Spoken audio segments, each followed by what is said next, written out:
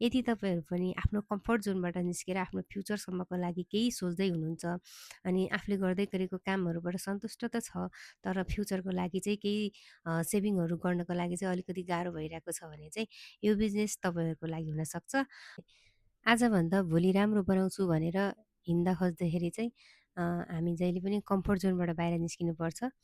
Comfort John चाहिँ हाम्रो लागि एकदम सजिलो, राम्रो पनि हुन्छ। त्यहाँ कुनै पनि जोखिम पनि हुँदैन।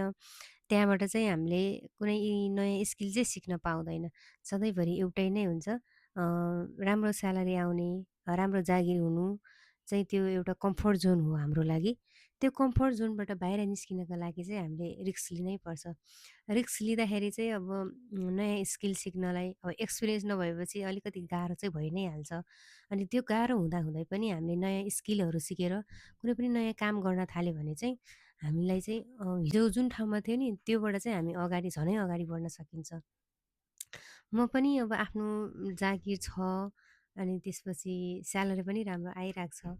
आफ्नो लाइफस्टाइल त चलिरहेकै छ। तैपनि आफूले सोचे जति सेभिङहरू चाहिँ गर्न नसक्दा चाहिँ अलिकति के गर्ने होला भन्ने चाहिँ लाग्दो रहेछ।